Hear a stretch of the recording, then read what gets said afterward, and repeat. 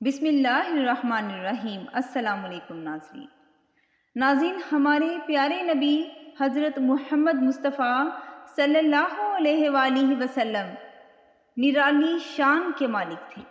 ایک بار بنو مدلج کے کچھ لوگ حضرت عبد المطلب سے ملنے کے لیے آئے۔ اس وقت آپ کے پاس حضرت محمد مصطفیٰ صلی اللہ علیہ وآلہ وسلم بھی موجود تھے۔ مدلج کے لوگوں نے آپ صلی اللہ علیہ وآلہ وسلم کو دیکھا اور حضرت عبد المطلب سے کہا کہ اس بچے کی حفاظت کریں، اس لیے کہ مقام ابراہیم پر جو حضرت ابراہیم علیہ السلام کے قدموں کا نشان ہے، اس بچے کے پاؤں کا نشان بھی بالکل اس نشان سے ملتا جلتا ہے۔ اس قدر مشابہت ہم نے کسی اور کے پاؤں میں نہیں دیکھی۔ ہمارا خیال ہے کہ یہ بچہ نرالی شان کا مالک ہوگا۔ بے شک سبحان اللہ، اس لیے اس کی حفاظت کریں۔ مقام ابراہیم وہ پتھر ہے جس پر حضرت ابراہیم علیہ السلام نے کعبہ کی تعمیر کے وقت کھڑے ہوئے تھے۔ معجزے کے طور پر آپ کے پاؤں کے نشان اس پتھر پر پڑ گئے۔ ناظرین، ایک بہت زیادہ عمر والے ایک صحابی حیدر ابن معاویہ فرماتے ہیں کہ میں ایک مرتبہ اسلام سے پہلے زمانہ جاہلیت میں حج کے لیے مکہ معظمہ پہنچا۔ میں وہاں بیت اللہ کا طواف کر رہا تھا۔ میں نے ایک شخص کو دیکھا جو بہت بوڑھا اور لمبے قد کا تھا۔ وہ بیت اللہ کا طواف کر رہا تھا اور کہہ رہا تھا کہ اے میرے پروردگار، میری سواری کو محمد مصطفیٰ صلی اللہ علیہ وآلہ وسلم کی طرف پھیر دیں اور میرا دستے بازو بنا دیں۔ میں نے لوگوں سے پوچھا یہ کون ہیں؟ لوگوں نے بتایا کہ یہ عبد المطلب بن ہاشم ہیں۔ انہوں نے اپنے پوتے کو ایک اونٹ کی تلاش میں بھیجا ہے، وہ اونٹ گم ہو گیا ہے۔ آپ کا پوتا ایسی نرالی شان والا ہے کہ جب بھی کسی گم شدہ چیز کی تلاش میں انہیں بھیجا جاتا ہے تو وہ چیز لے کر ہی آتے ہیں۔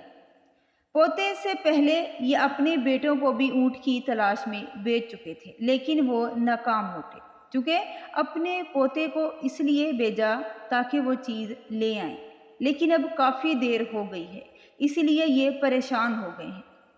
تھوڑی ہی دیر گزری کہ میں نے دیکھا کہ آپ صلی اللہ علیہ وآلہ وسلم اونٹ کو لیے تشریف لا رہے ہیں۔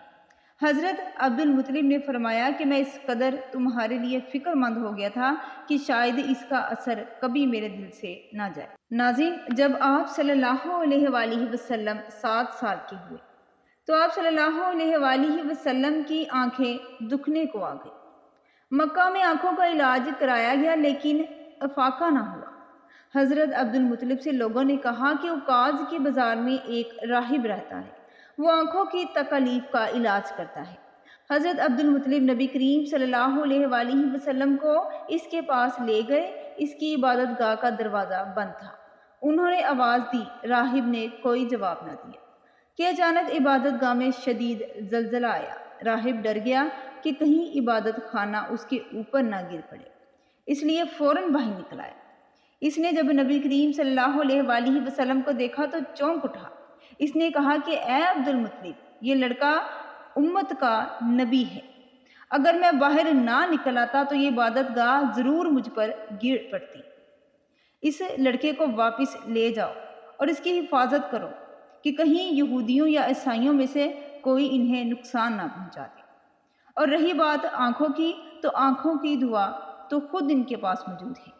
حضرت عبد المطلب پریشان ہوئے اور بولے کہ ان کے اپنے پاس؟ میں سمجھا نہیں۔ تو راہب کہنے لگا کہ ان کا لعاب دہن ان کی آنکھوں میں لگائیں، تو چنانچہ ایسے ہی کیا گیا۔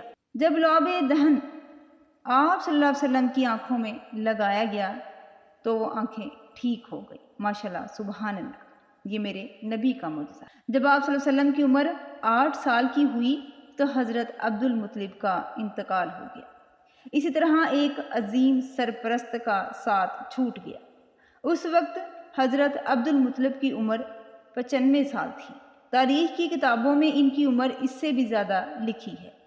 جس وقت حضرت عبد المطلب کا انتقال ہوا اس وقت رسول خدا حضرت محمد مصطفیٰ صلی اللہ علیہ وآلہ وسلم آپ کے پاس موجود تھے۔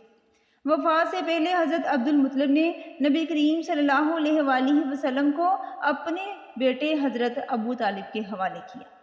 اب ابو طالب آپ کے نگران ہوئے۔ انہیں بھی آپ صلی اللہ علیہ وآلہ وسلم سے بے تحاشا محبت ہو گئی۔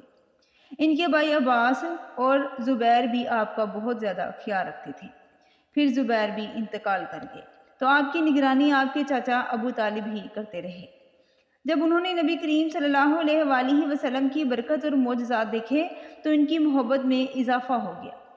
یہ مالی اعتبار سے کمزور تھے۔ 2 وقت سارے گھرانے کو پیٹ بھر کھانا نہیں ملتا تھا۔ جب نبی کریم صلی اللہ علیہ وآلہ وسلم ان کے ساتھ کھانا کھاتے تو تھوڑا کھانا بھی کافی ہو جاتا، سب کے پیٹ بھر جاتے۔ اس لیے جب دوپہر یا رات کے کھانے کا وقت ہوتا تو سب دسترخواں پر بیٹھتے تو حضرت ابو طالب ان سے کہتے کہ ابھی کھانا شروع نہ کرو، میرا بیٹا آ جائے پھر شروع کرنا۔ پھر آپ صلی اللہ علیہ وآلہ وسلم تشریف لاتے اور کھانا تناول فرماتے۔ آپ کی برکت سے کھانا بھی بچ جاتا۔ اگر دودھ ہوتا تو آپ صلی اللہ علیہ وآلہ وسلم کو سب سے پہلے پینے کے لیے دیا جاتا، پھر حضرت ابو طالب کے بیٹے پیتے، یہاں تک کہ ایک ہی پیالے سے سب سیر ہو جاتے، بے شک سبحان اللہ، اور دودھ پھر بھی بچ جاتا۔ آپ صلی اللہ علیہ وآلہ وسلم کے بچپن کے بہت سے معجزات ہیں۔ ایک بار مکہ میں قحط پڑ گیا، بارش بالکل نہ ہوئی۔ تمام لوگ حضرت ابو طالب کے پاس آئے اور انہیں کہنے لگے کہ اے ابو طالب، وادی میں قحط پڑا ہے، بچے بھوکے مر رہے ہیں، اس لیے آؤ اور ہمارے لیے بارش کی دعا کرو۔ تو حضرت ابو طالب باہر آئے، ان کے ساتھ رسول خدا حضرت محمد مصطفیٰ صلی اللہ علیہ وآلہ وسلم تھے۔ آپ ایسے لگ رہے تھے جیسے اندھیرے میں سورج نکل آیا ہو۔ حضرت ابو طالب نے آپ صلی اللہ علیہ وآلہ وسلم کی انگلی مبارک پکڑ کر کعبے کا طواف کیا۔ یہ طواف کر رہے تھے، باقی لوگ نظریں اٹھا کر آسمان کی طرف دیکھ رہے تھے جہاں بادل کا ایک ٹکڑا بھی نہیں تھا۔ پھر اچانک ہر طرف سے بادل چھانے لگے، بے شک سبحان اللہ، اس قدر زوردار بارش ہوئی کہ شہر اور جنگل سیراب ہو گئے۔ زمانہ جاہلیت میں لوگ جن برائیوں میں جھگڑے ہوئے تھے، ان برائیوں سے بھی اللہ تبارک تعالیٰ نے آپ صلی اللہ علیہ وآلہ وسلم کی حفاظت فرمائی۔ ناظرین، خانہ کعبہ میں تانبے کے 2 بت تھے، ان کے نام اوصاف اور نائلہ تھے۔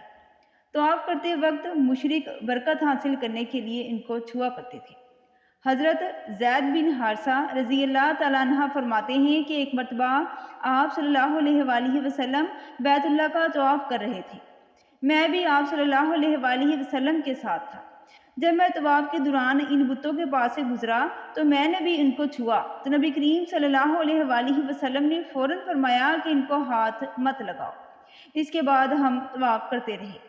میں نے سوچا ایک بار پھر بتوں کو چھونے کی کوشش کروں تاکہ پتہ چلے کہ ان کو چھونے سے کیا ہوتا ہے، تو آپ نے کس لیے مجھے روکا ہے؟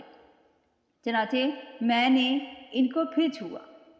تب آپ صلی اللہ علیہ وآلہ وسلم نے سخت لہجے میں فرمایا کہ میں نے تمہیں ان کو چھونے سے منع نہیں کیا تھا؟ اور میں قسم کھا کر کہتا ہوں کہ نبی کریم صلی اللہ علیہ وآلہ وسلم نے کبھی بھی کسی بت کو نہیں چھوا، یہاں تک کہ اللہ تبارک تعالیٰ نے آپ کو نبوت عطا فرما دی اور آپ پر وحی نازل ہونے لگی۔ اسی طرح اللہ تبارک تعالیٰ نے آپ کو تمام حرام چیزوں سے دور رکھا۔ مشرک بتوں کے نام پر جانور قربان کرتے تھے، پھر یہ گوشت تقسیم کر دیا جاتا تھا یا پکا کر کھلا دیا جاتا تھا، لیکن آپ صلی اللہ علیہ وآلہ وسلم نے کبھی بھی ایسا گوشت نہ کھایا۔